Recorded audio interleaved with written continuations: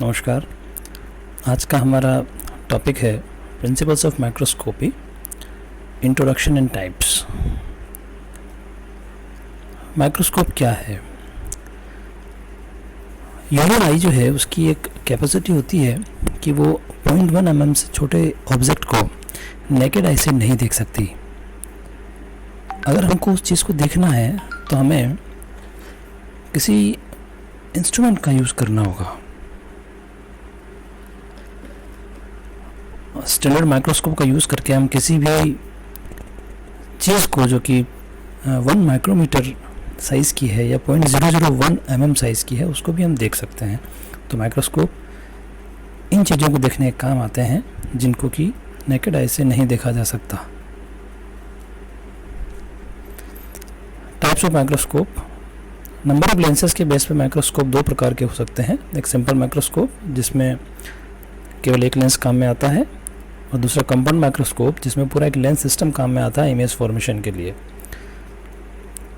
On the basis of the source of illumination, यानी specimen को illuminate करने के लिए किस तरह की लाइट काम में ली जा रही है या क्या सोर्स काम में लिया जा रहा है, उसके बेस पे ये लाइट माइक्रोस्कोप हो सकता है जिसमें विजिबल लाइट या अल्ट्रावायलेट लाइट यूज़ की जाती है।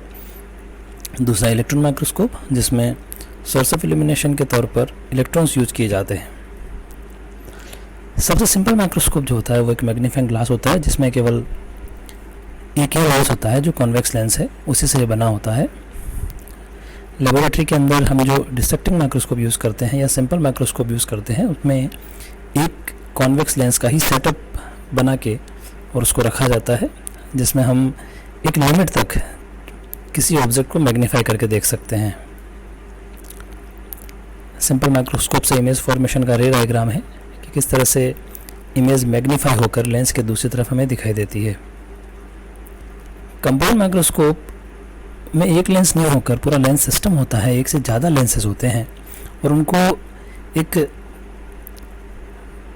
पाइप में इस तरह से अरेंज करते हैं कि एक लेंस से जो इमेज बनती है वो दूसरे लेंस के लिए ऑब्जेक्ट का काम करती है और दूसरा लेंस जो है वो ज़्यादा मैग्नीफाई इमेज करके उसको बताता है। यहाँ हम देख रहे हैं कि जो कंपाउंड माइक्रोस्कोप है जो कि हम रूटीन में लेबोरेटरी में काम लेते हैं, इसमें एक मिरर है, उसके ऊपर एक कंडेंसर लेंस है, फिर ऑब्जेक्टिव लेंस और सबसे ऊपर आई पीस। जो कंडेंसर है वो लाइट की बीम को कंडेंस करके स्पेसिमेन पे फोकस करता है।